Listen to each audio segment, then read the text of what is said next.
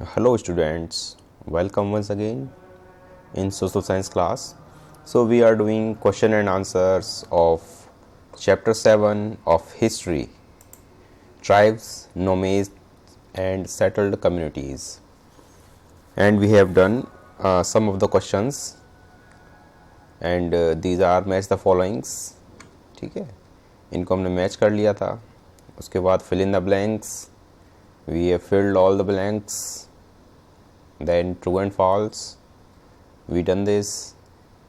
Answer question number 4, question number 5. So we have completed up to question number 5 and now it's time for the next question, that is question number 6. So question number 6 is, what changes took place in वर्ण based society? तो इसमें question पूछ रहा है जो वर्ण based society थी, यानी कि पहले के समय में जब देर आर 4 वर्णाज, वर्ण सिस्टम था, दैट इज़ ब्राह्मण, क्षत्रिय, वैश्य एंड शूद्रास. तो इनके जो सिस्टम था ये किस तरीके से चेंज हुआ.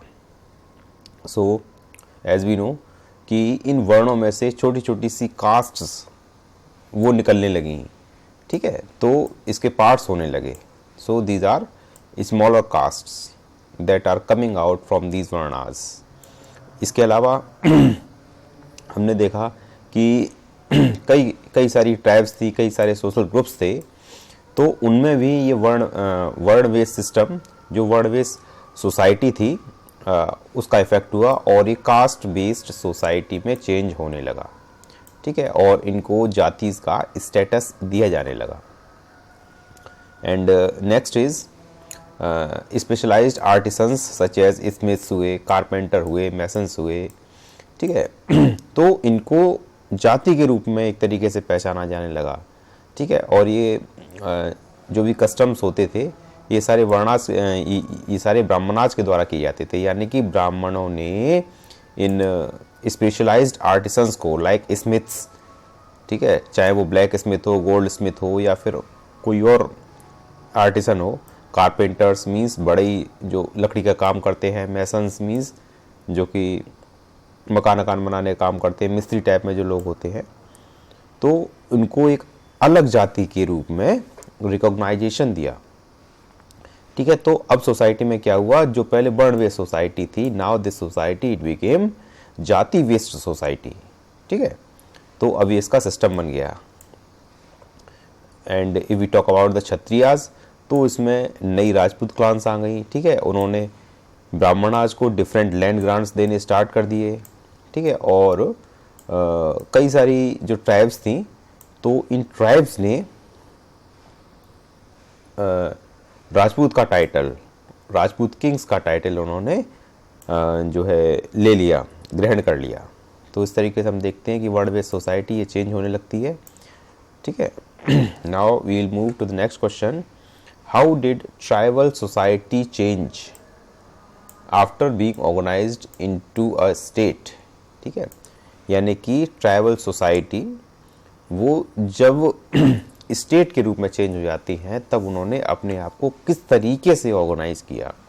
सो इसको ठीक से समझने के लिए हम 2 तरीके से इसके एग्जाम्पल्स लेंगे. ठीक है, एक तो गोंड सोसाइटी का और दूसरा अहोम सोसाइटी का.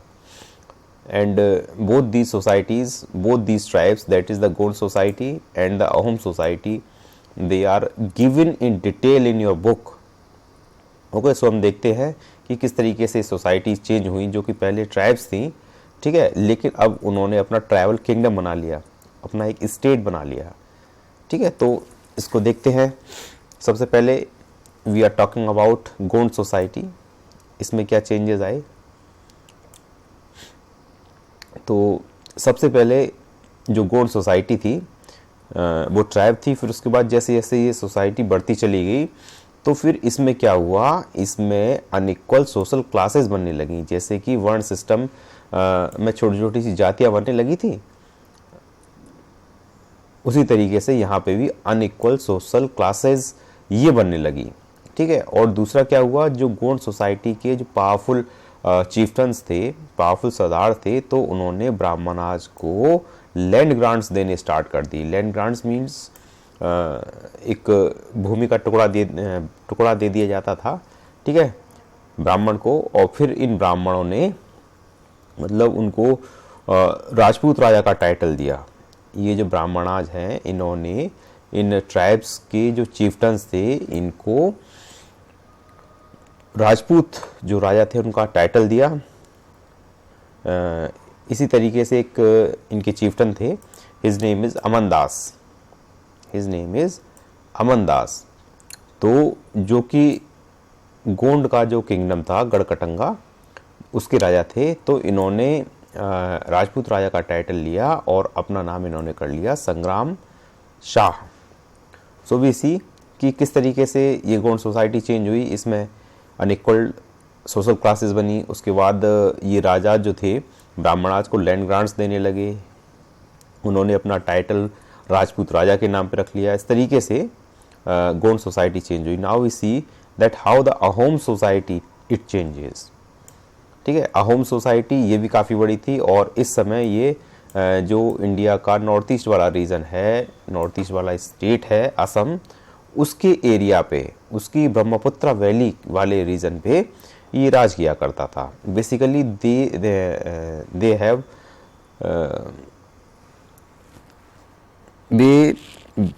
जो इस समय का म्यांमार जिसको हम बोलते हैं, जिसका पुराना नाम था बर्मा, ठीक है, म्यांमार का पुराना नाम था बर्मा, तो बर्मा वाले रीजन से ये आए थे। म्यांमार इसका पुराना नाम था बर्मा, बर्मा से आए थे, और फिर यहाँ के जो रहने वाले लोग थे उनको उन्होंने भगा दिया, उनकी प्रॉपर्टी छीन ली और यहाँ पे ये राज करने लगे, ठीक है। तो और फिर उसके बाद इन्होंने भी जो ब्राह्मणाज थे उनको इन्होंने लैंड ग्रांट्स देने स्टार्ट किए। ब्राह्मणाज ने इनको जो है एक तरीके से different practices and different rituals से इनको किंग का स्टेटस दिया, ठीक है। और इसी तरीके से एक अहोम के किंग थे जिन्होंने अपना नाम रखा शिव सिंह। ये जो शिव सिंह थे ये एक बहुत बड़े शिव के भक्त थे। तो इस तरीके से जो पूरी अहोम सोसाइटी थी, इस पे एक तरीके से हिंदुइज्म जो रिलीजन था, हिंदू रिलीजन था, तो उसका डोमिनेंस हो जाता है, ठीक है। लेकिन ये डोमिनेंस होने के बाद भी वो अपने जो उनके ट्रेडिशनल कस्टम्स थे, ट्रेडिशनल रिचुअल्स थे, जो भी प्रैक्टिसेस थी, उसको वो करते रहे, ठीक है। तो उसको उन्होंने नहीं खोया, हालांकि इन्होंने हिंदुइज्म अडॉप्ट कर लिया था। सो वी सी कि how this tribal society this changes. तो थोड़े से बड़े आंसर हैं, so you have not to claim the answer, you have to understand what the question wanted to ask. जो क्वेश्चन पूछना चाहता है आप इसको एक्सप्लेन करके रखिए, ठीक है, एक्सप्लेन करके लिखिए, और इसको रटने की कोशिश ना करें, इसको समझने की कोशिश करें कि किस तरीके से सोसाइटी चेंज हुई, ठीक है। तो क्योंकि अगर रटेंगे, अगर जो है समझेंगे नहीं, सिर्फ रटेंगे, तो फिर क्वेश्चन काफ़ी बड़ा हो जाएगा, आपको पढ़ने में, याद करने में दिक्कत होगी। तो क्वेश्चन को समझिए कि क्या कह रहा है, और उसके बाद इसको खुद अपनी जो कंसाइंस हैं उनसे लिखने की कोशिश करिए। So we have completed this question number 7।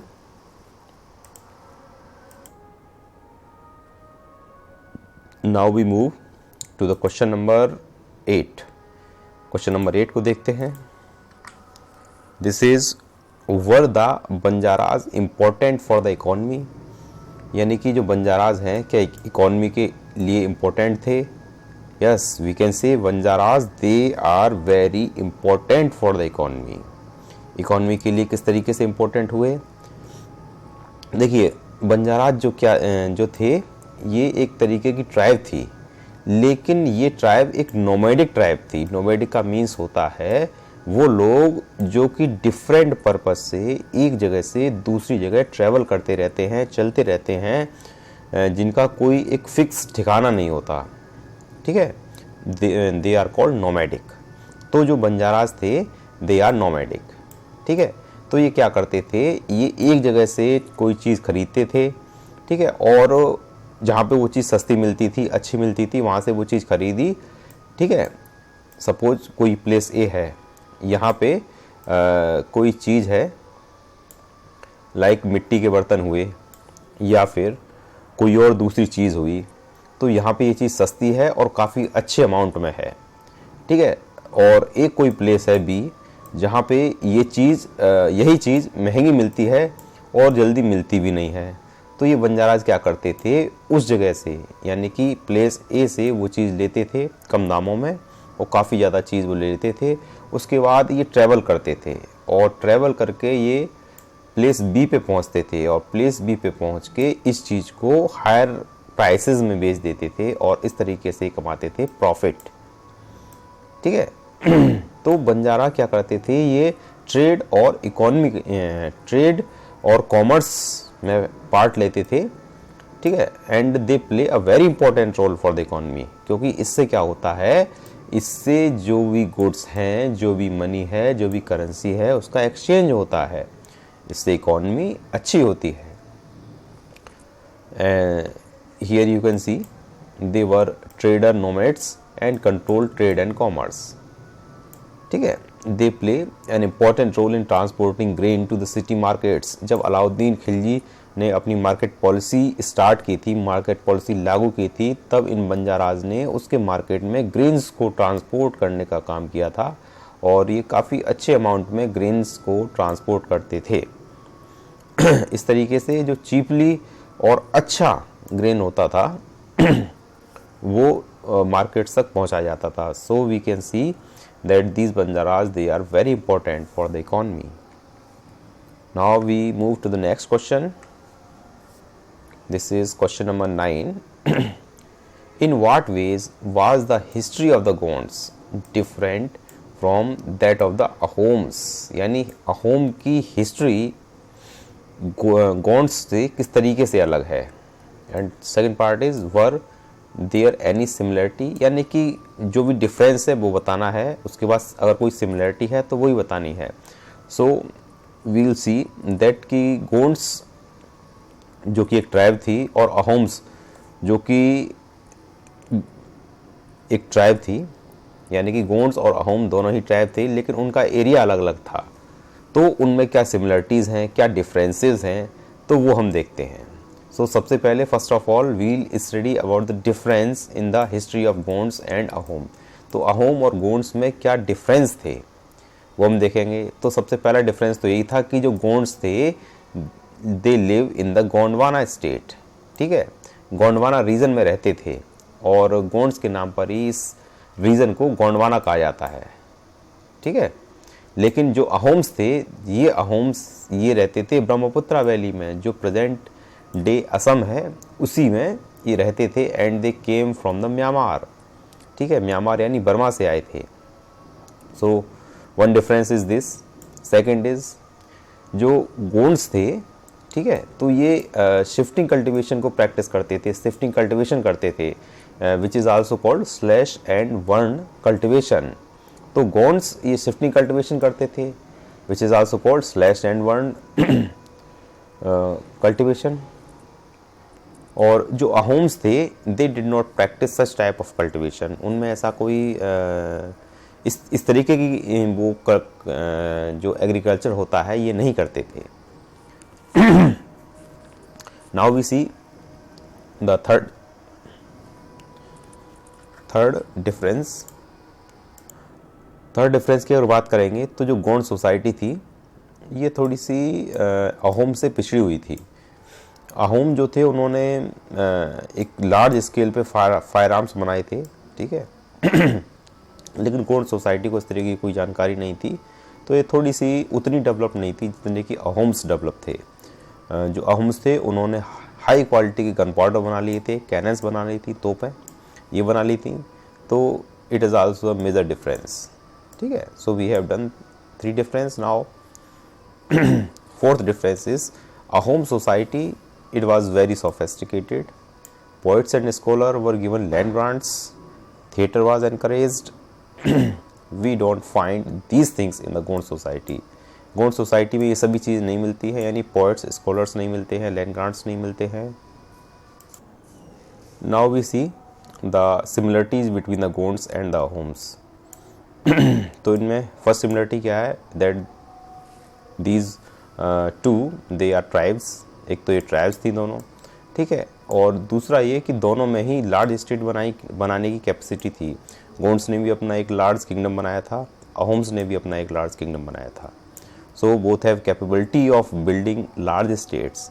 Second is दोनों को मुग़ल अटैक का सामना करना पड़ा था। औरंगजेब ने अहोम्स पे भी अटैक किया था, उसके बाद अकबर ने अटैक किया था गोंड्स पे।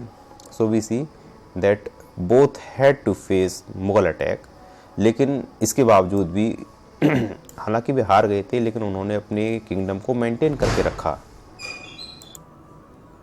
Third similarity is that both gave the land grants to Brahmanas, जो कि काफ़ी ज़्यादा इन्फ्लुएंशियल ये बन गए थे, तो इन्होंने ब्राह्मणाज को लैंड ग्रांट्स दिए। एंड फोर्थ इज दोनों का ही जो एडमिनिस्ट्रेशन था सेंट्रलाइज था, चाहे गोंड्स हों और चाहे अहोम्स हों। So we have done this question number 9, and इसका rest of the part we will do in the next period. Thank you.